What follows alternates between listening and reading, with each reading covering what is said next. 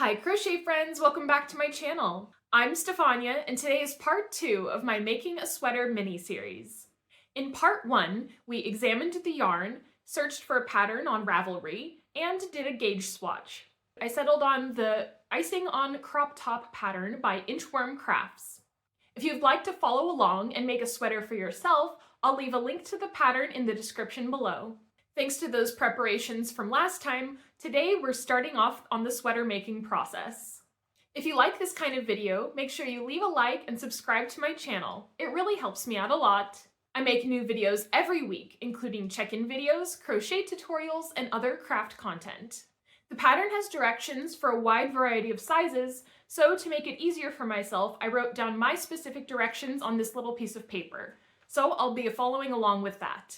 I've got my yarn and my 5.5mm crochet hook, so with all of that out of the way, let's get to crafting.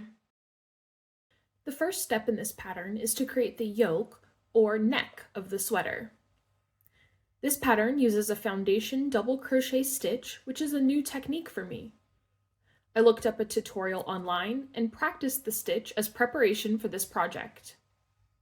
Luckily, it wasn't too difficult to learn, and now I have a new technique to use.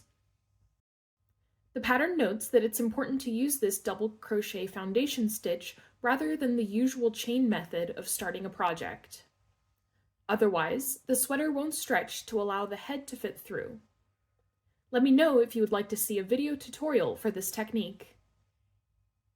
The pattern also signaled to leave a long tail at the beginning of the project, which was important because we needed this extra length to connect the stitches together to create a seamless yoke. I started with the purple yarn, as this will be my accent color. I'm making a medium-sized sweater, so I had to make a foundation of 60 stitches. Before connecting the two sides, I double-checked how many stitches I had and made sure there weren't any twists in my foundation chain. We've got the yoke of the sweater done, so it's on to start the body. The first row of the body again uses a new technique to me, alternating stitches of front post treble crochet and back post treble crochet stitches. I have used these stitches separately in the past, but hadn't thought of alternating them before. To briefly explain these stitches, normally when we crochet, we insert our hook into the top of the stitch before pulling through a loop and finishing the stitch.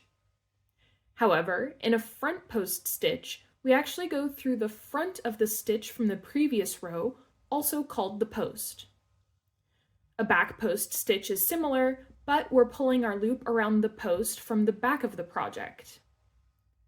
By alternating front and back post stitches, we create a ribbed fabric. Round 1 of the body is done. I had a lot of fun alternating the front post treble crochets and back post treble crochets. It's not a technique I use very often, so it was a lot of fun and a nice change of pace. On to round 2. In round 2, we established 4 chain 2 spaces that are used to increase the rows to fit along the shoulders. This was a pretty easy row to complete, as it was mostly just counting double crochet stitches. But making sure I had the right number of stitches between the chain 2 spaces was especially important because this row is the foundation of the rest of the increases in the body of the sweater. Especially when making a garment, having the right number of stitches in each row will assure that the project will fit as expected. Round 2 is complete. I'm really enjoying the way that the colors are turning out with the variegation of this yarn. All right, let's head on to round 3. Round 3 consisted of a repeating double crochet, chain 1, skip 1 pattern. This creates some open spaces in the fabric. Even though I was careful with counting my stitches in the previous round, for some reason I found myself not being able to reach the chain 2 spaces with the number of stitches the pattern indicated. To remedy this issue, I added an extra repeat on the longer rows where I wasn't able to reach the corner. To even out the stitch count, I then didn't add in the singular double crochet stitches on the shorter rows. In hindsight, I probably should have redone this row so that I matched the pattern better. but since I ended with the correct number of stitches in the row, I figured it would all work out. I'm used to improvising as I crochet, so even though I didn't follow the pattern exactly, I assumed that I would be able to remedy any stitch count issues that may come up as I went along. There's round 3 complete. I had a little bit of trouble meeting the chain 2 space where the pattern suggested, and I ended up adding an extra double crochet chain 1 skip 1. But I was able to even out the stitch count by skipping the double crochet stitch later in the repeat pattern. I'm not sure why this issue came up, but at least I have the right amount of stitches in the end, so I'm confident that I'll be able to continue with the rest of the pattern. So let's head on to round 4. Round 4 was similar to the previous round, with the repeating double crochet, chain 1, skip 1. Since I had improvised a bit in the previous round, I just followed the stitches to make sure they matched up. As I still ended up with the same number of stitches that the pattern indicated, I assumed that there was no issue. This was a very repetitive row, which made it easy to space out a bit as I crocheted. And that's round 4 complete. I'm curious to see what this looks like, so I'm just going to pull a long loop and try it on. So far, so good. It fit over my head easily, and I'm really liking the way it looks. So let's head on to the next round, round 5. For round 5, the pattern instructed to put a double crochet in each stitch and chain 1 space. When reaching the chain 2 spaces, I continued to increase as instructed. This was another round that was very straightforward and quite meditative. Especially since I was counting the stitches as I completed them, there wasn't much room in my brain for anything else. This is one thing I love about crochet. The repetitive motions and slow counting lends itself to a relaxing moment. Of course, there are times that I forget what number I was on and I have to go back and recount. But even when I'm not counting each stitch, this is one activity where I can just relax and give my brain a rest. And there's round 5 complete. I counted my stitches as I completed this round and ended up with 106 stitches. Unfortunately, I'm supposed to have 108 stitches around, so I'm not exactly sure what happened there. It's likely due to the previous couple of rounds where I had to add and subtract stitches here and there. So instead of going back and undoing a couple of rounds, what I'm going to do is just add 2 more stitches in the next round. I'll be sure to add them at opposite sides of the sweater so that you can't really tell where that happened. Before we start round 6, this is where the pattern indicates that you can switch colors and start alternating, so we're going to do that. I'm not going to cut my purple yarn though, because if we're alternating colors and starting at the same place each round, I can easily carry my yarn over to the start of the next round without having to cut the yarn and weave in tails at the end. I've been at this pattern for about an hour already, so I'm actually going to give myself a bit of a break, but you won't be able to tell. I'll see you in a second. Alrighty, I'm back from my lunch break and ready for round 6. It's important to give yourself breaks as you crochet to relax your muscles and do a couple stretches. I've seen many crocheters online talk about pushing through the pain to finish a project, but to me, it's just not worth the risk of injury. I just realized I forgot to switch colors, so I've got to undo what I just did and switch colors. Now that I've started round 6 with the right color, it was time to relax into the repetitive pattern. In this round, there are repeated stitches of front post treble crochet and double crochet stitches. This creates a lovely ribbed texture that I'm sure I'll keep rubbing my hands on when the sweater is complete. Seeing how this stitch pattern is developing makes me glad that this is the pattern I chose. While I really liked some of the other patterns I found, the texture of this one adds in an extra level of interest. Even though I'm using a multicolored yarn, the stitch pattern is still able to stand out. The next 4 rounds are all a repeat of round 6. This allowed me to turn my brain off even further because I didn't need to count the stitches. I just needed to stack the front post treble crochet stitches with the ones in the previous round, the double crochets with the other double crochet stitches, and increase at the corners. As I continued with the repetitive pattern, I felt myself relax even further than I have before when crocheting. My eyelids started feeling heavy, and my brain felt almost fuzzy. I didn't have to count, only make sure that I was alternating stitches properly. This back and forth between treble and double crochet stitches was a metronome in my mind. I've never been hypnotized, but this is what I kind of imagine it would be like. I was so zoned out that I was surprised when I reached the end of the round. And there's round 6. As you can see, where we have our chain 2 spaces is where we're increasing, creating kind of the squared off look of the neck. I really like how the 2 colors are looking together, which is good because this is the yarn I have. I'll be swapping back to purple for round 7. I'm going to lean into the meditative feel of these rounds and put on some music in the background. I invite you to grab something to craft if you haven't already, and enjoy these next few minutes of relaxation. I'll continue to check in at the end of each round and add some commentary where I see fit.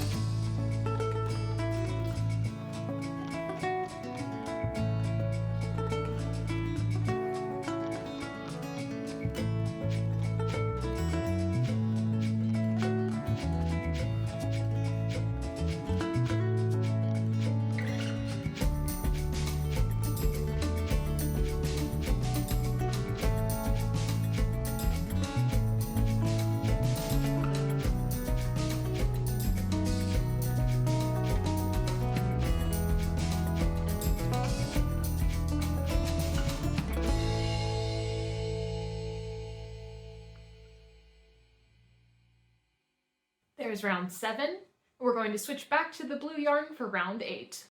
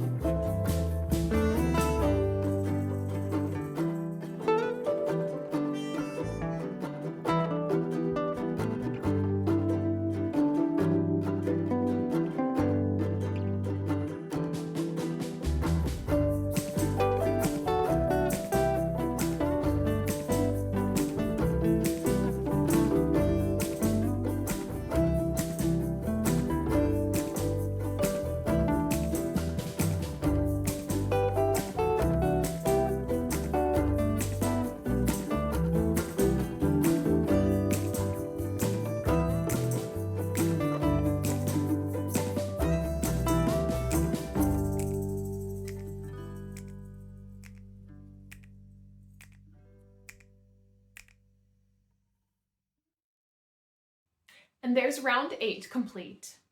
I'm really enjoying the way that the front post treble crochets look when they're all stacked up. You can see here that they add this nice texture to the sweater. Let's try it on. I really like the way this is looking so far. So let's go ahead with round 9.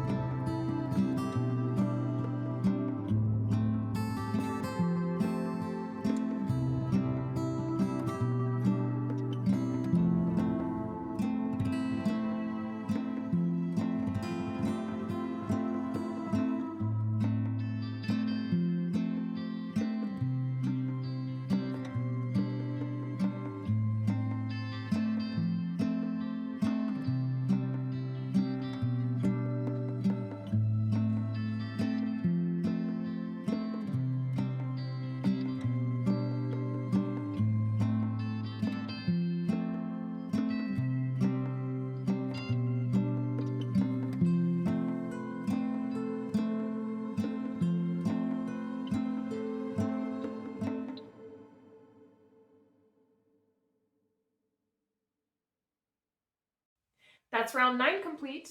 Back to blue for round 10.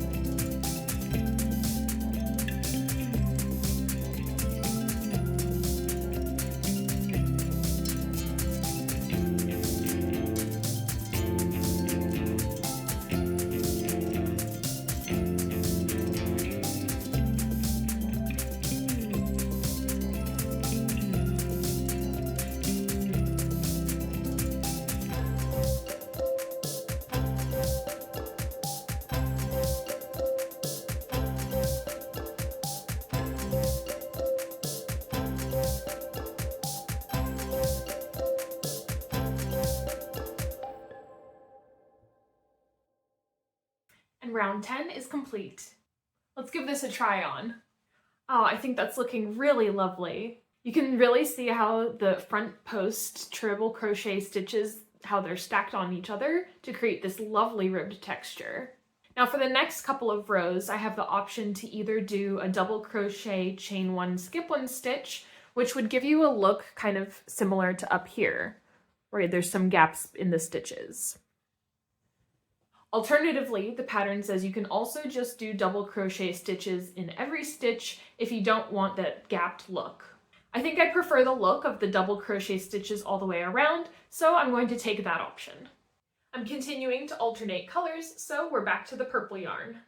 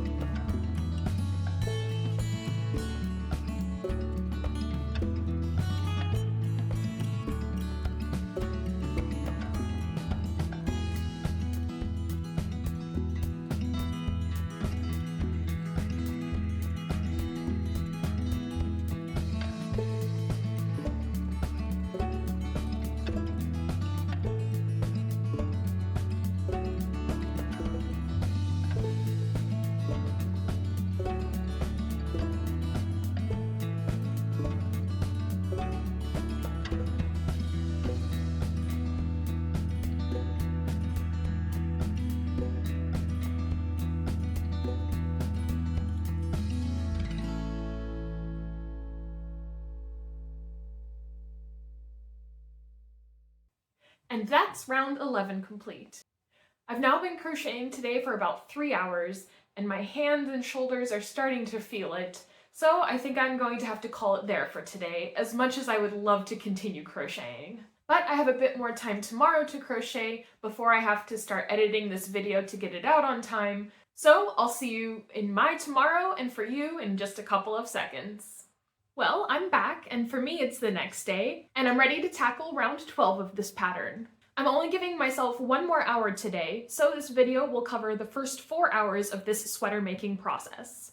At this point in the pattern, we're done with the alternating rows of different colors, so I'm going to cut my purple yarn, leaving a long tail that I can secure later, and I'll continue just using the blue yarn. So without wasting any more time, let's get crocheting. At the end of the day yesterday, I went back and counted the number of stitches I had ended up with. Unfortunately, I had 2 fewer stitches than the pattern indicated I should have. So I decided to redo that last round off camera and add in these extra stitches. I'm glad I did this because I was getting tired of having to improvise and fix stitch counts in later rows. I'm not really sure where I keep making these small mistakes in my rounds. If you have any theories, feel free to leave them in the comment section below. Anyways, I'm glad I went back and redid that previous round because then I didn't have to worry about my stitch count in this round. The round that you see me working on here, round 12, is the same as the previous round.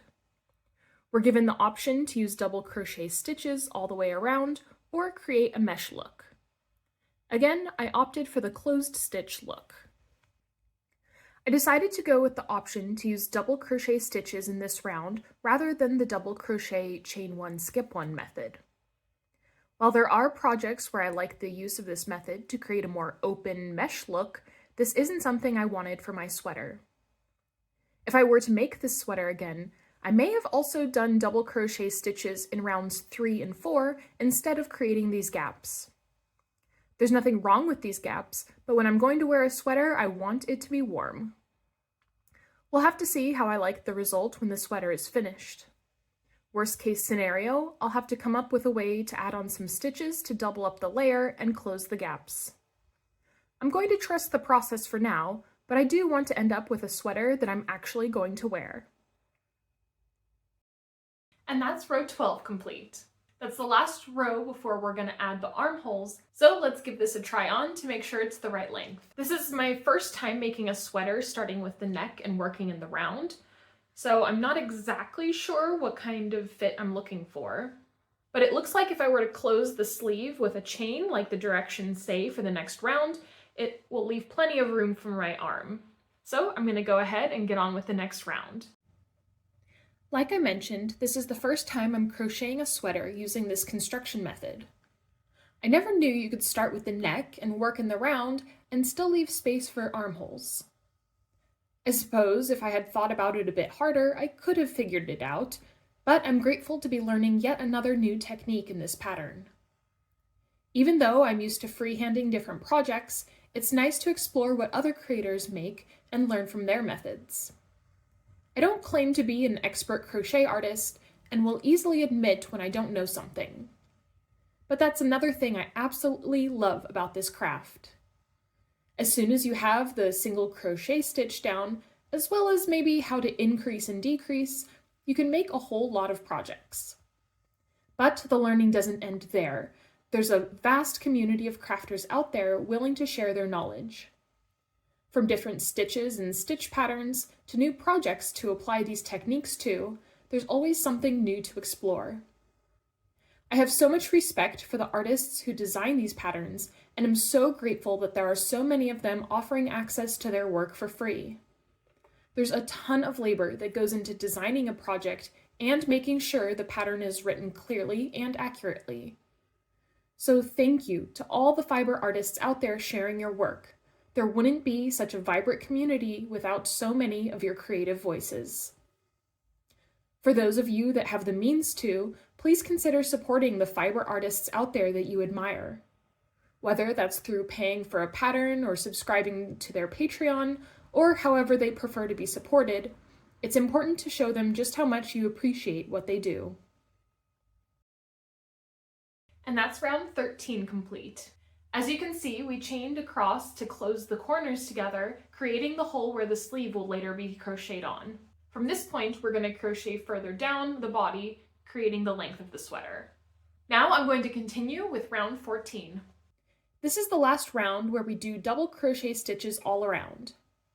After this, we'll start the rounds using the shell stitch. So far, I've really enjoyed this sweater making process. Even though I've had some issues with the stitch counts in some of the rounds, the sweater is turning out really nicely. I really love the way the multicolored yarns work together, and I'm glad to see that I'm not going through the skeins as quickly as I thought I might. I'm feeling pretty confident that I'll be able to make a full-length sweater, although we'll have to wait and see. I even have enough of the purple yarn to add some more rounds with this accent color. I think I'll do the final round of the body in purple, and if there's enough, I'll end the sleeves in purple as well. I wish I could just continue crocheting and finish this sweater, but I want to get this video out in time. Plus, I've already had to speed up this footage a bunch and cut out portions of it. Trimming down over 4 hours of footage into a watchable video is no easy feat. So I really hope that you've enjoyed the way I've edited this video and that you are able to have some cozy crafting time with me. If you have any feedback, leave it in the comment section down below. I'm hoping to be able to finish the sweater in the next episode, so join me next time to see how this project turns out. I really appreciate you joining me for this project, and for your support in general. And that's row 14 complete. Trying it on, I'm really pleased with the fit so far. And I absolutely love the way the variegated yarn is creating these lovely stripes. This was the last row with the purple yarn, but even after that, the variegation of the blue yarn lends itself to creating more stripes. That was about another hour of crochet time, so I'm going to call it here for this video. I hope you enjoyed this cozy crafting style video, and that you'll tune in next time to see how the sweater turns out. I'm hoping to be able to finish the sweater in the next episode, but we'll just have to see how far I get. Thanks for watching till the end of the episode. If you liked this video, make sure you leave a like, and if you want to be sure not to miss the next video, make sure you hit that subscribe button and turn on post notifications. That way, YouTube will let you know when my next video comes out. Let me know in the comments down below what project you worked on during this cozy crafting session. You can also let me know if you have any suggestions or ideas for other types of content you'd like to see. Thanks so much for watching, and I'll see you next time. Bye!